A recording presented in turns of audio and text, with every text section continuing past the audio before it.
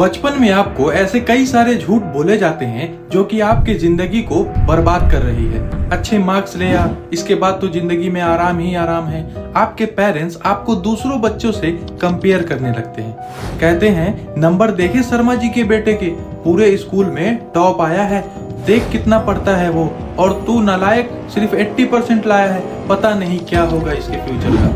क्या बनेगा बड़ा होकर? कैसे बराबरी कर पाएगा इस दुनिया के साथ? क्या सारी उम्र में से घर पे बैठ के खिलाता रहूंगा?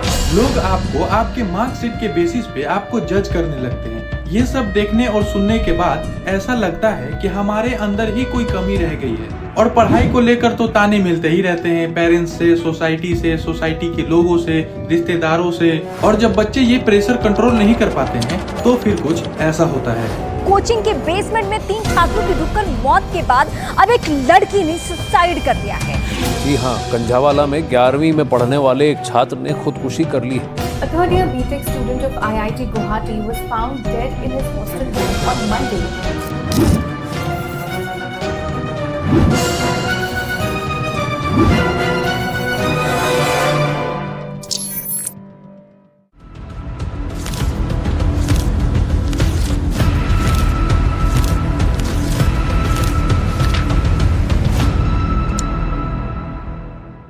आज के टाइम पे इंडिया अनएम्प्लॉयमेंट क्राइसिस से गुजर रहा है। India is going through an unemployment crisis. According to CMIE, India का अनएम्प्लॉयमेंट रेट अभी के टाइम पे 9.2% है। लोग कहते थे कि यूपी युवाओं का राज्य है, आंदोलनकारियों का राज्य है, लेकिन आज हकीकत ये हो गई कि उत्तर प्रदेश भारत का सबसे बड़ा बेरोजगार युवाओं का राज्य बन चुका है।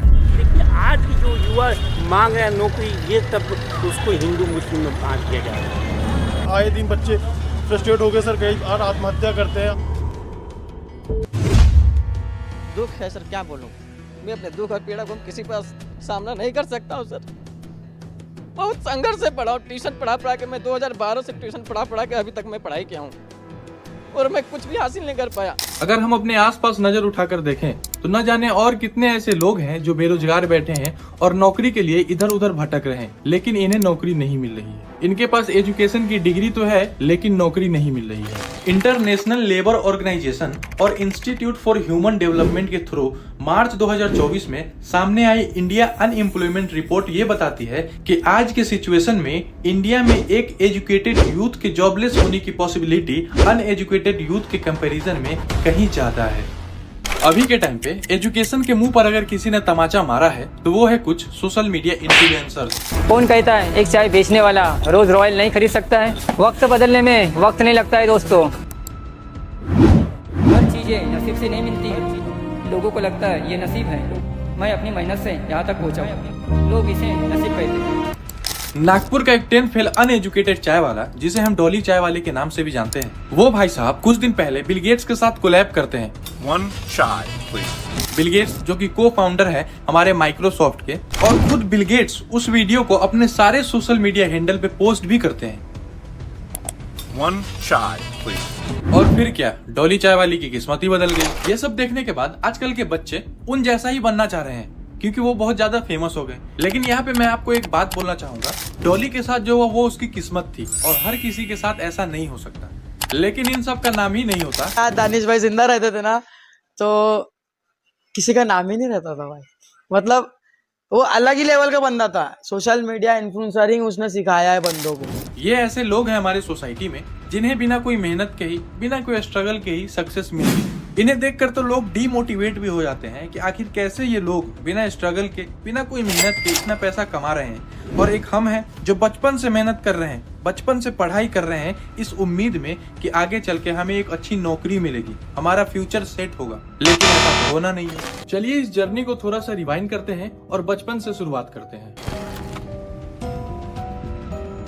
आजकल के पेरेंट्स बच्चे के बचपन में ही डिसाइड कर लेते हैं कि वो बड़ा होकर डॉक्टर बनेगा या फिर इंजीनियर बनेगा। मेरा बेटा इंजीनियर बनेगा। जब हम 2nd, 3rd में होते हैं या फिर 4th, 5th में होते हैं तो हमारी जिंदगी एकदम मस्त चल रही होती है। जब हम 7th और 8th में पहुंचते हैं तो हमारे पेरेंट्स, हमारे टीचर्स, हमारे समाज के लोग, ये सब हमें हमारी मार्कशीट के बेसिस पे जज करने लगते हैं, हमें दूसरों बच्चों से कंपेयर करने लगते हैं। कहते हैं उसका नंबर देख तेरे से अच्छा आया, उसका नंबर देख तेरे से अच्छा है, तू क्या कर रहा है। और जब ऐसा सब सुनने को मिलता है तो बहुत ही ज्यादा बुरा लगता है। और यही सुनते सुनते देखते देखते कब हम 10th में आ जाते हैं हमें पता भी नहीं चलता है। अब सबकी नजर आपके ऊपर है, आपके पेरेंट्स, टीचर्स, रिश्तेदार, पड़ोसी वाले शर्मा जी, दुकान वाले गुप्ता जी, ये सब लोग आपको हर दिन एक ही चीज याद दिलाते हैं कि इस साल तो बोर्ड्स हैं, इस साल तो तुम्हारा 10th का एग्जाम है। और यहीं से सोसाइटी का प्रेशर शुरू हो जाता है और हमसे झूठ बोला जाता है। बढ़िया मार्क्स लिया, इसके बाद तो जिंदगी में आराम ही आराम है, मार्क्स नहीं आएंगे तो स्टीम कैसे मिलेगी। ऐसा आपको बताया जाता है कि 10th की मार्क्स जिंदगी भर आपके साथ रहते हैं और हर जगह पे चेक होती है, और अगर ये कम हुए ना तो बस करियर यहीं पे खत्म। ये सब कुछ सुनकर आपको भी ऐसा लगने लगता है कि ये सही कह रहे हैं, ये बड़े हैं हमसे तो ये सही कह रहे हैं। अब आपके भी मन में आता है कि मेहनत करनी पड़ेगी, शर्मा जी के बेटे से आगे निकलना पड़ेगा, अगर नंबर नहीं आए तो कोई इज्जत नहीं करेगा, सोसाइटी में क्या इज्जत रह जाएगी मेरी, IIT IIM करना है, कैसे होगा, कुछ करना पड़ेगा, कोचिंग लेनी पड़ेगी। और जब आप कोचिंग इंस्टीट्यूट पे पहुंचते हो तो आपको यकीन नहीं हो रहा है कि वहाँ पर इतने ज्यादा कॉम्पिटिशन्स हैं, हर कोई लगा पड़ा है एक दूसरे से आगे निकलने में। 12th तक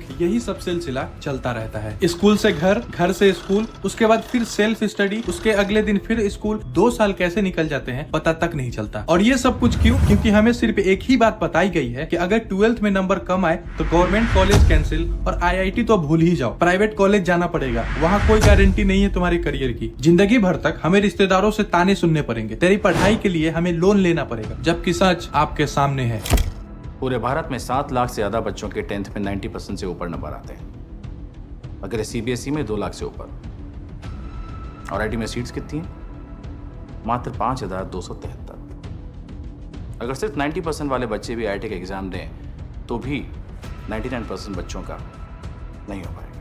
इन सारी चीजों से लड़कर आप कैसे तैसे करके कॉलेज पहुंच जाते हो, और ये वो जगह है जो कि आपकी जिंदगी को हमेशा हमेशा के लिए बदल देगी, क्योंकि वहाँ पे आपकी जिंदगी की नई चैप्टर शुरू होगी। अगर आप सच में इंजीनियरिंग की फील्ड में कुछ सीखना चाहते हैं, आज के डेट में इंजीनियर्स को इंडस्ट्री रेडी स्किल्स सिखाई ही नहीं जाती है, इसीलिए जब वो ग्रेजुएट होकर काम करने जाते हैं तो वहाँ पर वो परफॉर्म ही नहीं कर पाते। बहुत दुख होता है ये देखकर कि IIT IIM ग्रेजुएट्स एक नौकरी के पीछे स्ट्रगल कर रहे हैं, फिर भी उन्हें नौकरी नहीं मिल रही। बचपन से ही पढ़ाई करते रहे, बड़े हुए तो लगा पढ़ाई से एक अच्छी नौकरी मिल जाएगी, फिर उसके बाद लाइफ एकदम सेट हो जाएगी। इतना मेहनत करने के बाद भी अगर सक्सेस ना मिले, जिस नौकरी से आप उम्मीद लगाए बैठे हो वो उम्मीद ही टूट जाए, तो लोग डिप्रेशन का शिकार होते हैं। How much percentage of MBAs? 75%. Wow. 80% 75% MBAs, 80% engineers and 90% grads Possible. are unemployable.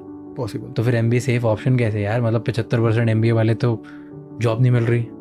MBA जैसी प्रोफेशनल डिग्री लेने के बाद भी नौकरी नहीं मिल रही है। बिहार की राजधानी पटना का रहने वाला 27 साल का हरीश बगेश बेरोजगारी के वजह से डिप्रेशन का शिकार हो गया और फांसी लगाकर जान दे दी। 1 महीना बीता, 2 महीने बीते और उसके बाद 6 महीने की लंबी स्ट्रगल के बाद जब हरीश को नौकरी नहीं मिली तो उनका दिल बैठ गया। हरीश अपनी नौकरी को लेकर परेशान रहने लगे और वो डिप्रेशन में चले गए। हरीश के परिजनों ने कई फोन किए और इसके बाद जानकारी मिली कि हरीश बिना किसी को बताए दरअसल वाराणसी चले गए थे और वहां वो हुआ जिसकी कल्पना किसी ने न की थी। हरीश ने हार मान ली थी। एक होम स्टे में हरीश ने फंदे से लटक कर अपनी जान दे दी थी।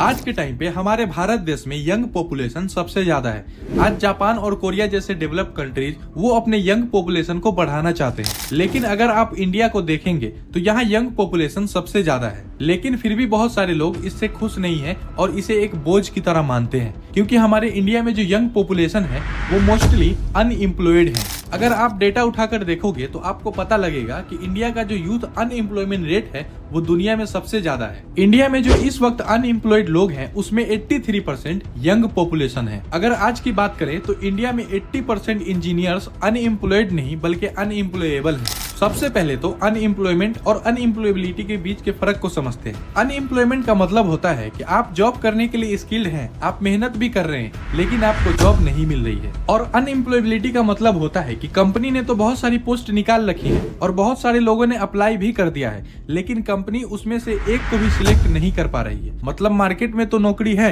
लेकिन अप्लाई करने वाले लोग स्किल्ड नहीं है। और सिर्फ इंजीनियर ही नहीं बल्कि बहुत सारी फील्ड में ये सेम कहानी है। पर ऐसा क्यों? इसका सिर्फ एक ही रीजन है, इंडस्ट्री रेडी स्किल सेट। बचपन से लेकर कॉलेज लाइफ तक कोई भी इस चीज को लेकर बात नहीं करता। हमें सारी जिंदगी इल्यूजन में रखा जाता है कि मार्क्स और कॉलेज की डिग्री ही आपका करियर बना सकती है, पर सच तो ये है कि ये सारी चीजें आपकी सक्सेस में सिर्फ 10% का रोल प्ले करता है। ये सब कुछ सुनकर आप में से 90% लोगों के दिमाग में ये सवाल आ रहा होगा कि आखिर इस चीज को ठीक कैसे कर सकते हैं। ये सब चीज ठीक करने का कोई तो रास्ता होगा। तो हाँ, 2 रास्ते हैं। अब मर्जी आपकी है कि इन 2 में से आपको कौन सा रास्ता चूज करना है। सबसे पहला रास्ता ट्रेडिशनल, कॉलेज जाओ, डिग्री लो और अपने करियर के साथ आगे बढ़ो। यहाँ पर सिर्फ एक चीज का ध्यान रखना कि जहाँ भी आप पढ़ाई कर रहे हो वहाँ आपको इंडस्ट्री रेडी स्किल सेट सिखा रहे हैं या नहीं सिखा रहे हैं, और जो भी आपको पढ़ाया जा रहा है वो आउटडेटेड बिल्कुल भी ना हो। अब आते हैं दूसरे तरीके की तरफ, वो है न्यू रोड मैप। ये तरीका थोड़ा मुश्किल है लेकिन इम्पॉसिबल नहीं है। अगर आप सच में जिंदगी में कुछ अचीव करना चाहते हो तो ये आपके लिए काम कर सकता है, क्योंकि इस सफर में आपको इन 4 स्टेजेस से गुजरना होगा। Stage 1 identification. खुद को इस लेवल पर एनालाइज करो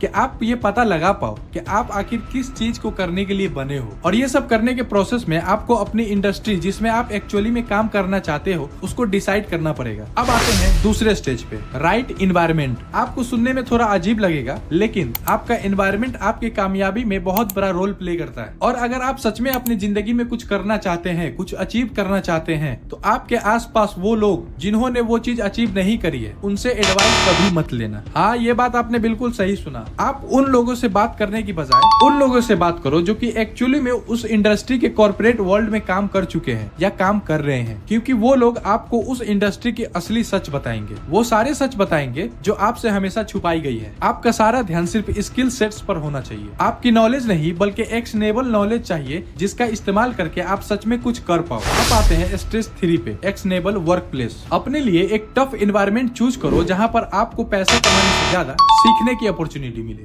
जीतने वाले के साथ बैठो, क्योंकि वो लोग एक्चुअली में आपको मार्केट की असलियत दिखाएंगे, और ये करते करते आप कब स्टेज 4 पे पहुंच जाओगे आपको पता भी नहीं चलेगा। Stage 4 results and experience. अब आपको इंडस्ट्री में काम करते हुए कुछ समय हो चुका है, आपने कुछ सीखा है और कुछ इम्प्लीमेंट किया है, और अब आपके पास ये दोनों चीजें हैं, रिजल्ट्स भी और एक्सपीरियंस भी, और इन दोनों चीजों को मिलाकर बनता है एक जबरदस्त पोर्टफोलियो। और एक बार आपने ये तैयार कर लिया तो उसके बाद आपका डिसीजन है कि आपको जॉब करना है या फिर बिजनेस करना है, क्योंकि अब आप एक्चुअली में मार्केट के हिसाब से रेडी हो चुके हो। और मैं लास्ट में एक बात बोलना चाहूंगा, अपने टाइम को कभी भी बर्बाद मत करो। अपने टाइम को किसी चीज को सीखने में लगाओ, अपने अंदर की स्किल्स को इम्प्रूवमेंट करो, ताकि फ्यूचर में वो चीजें आपको काम आ सके।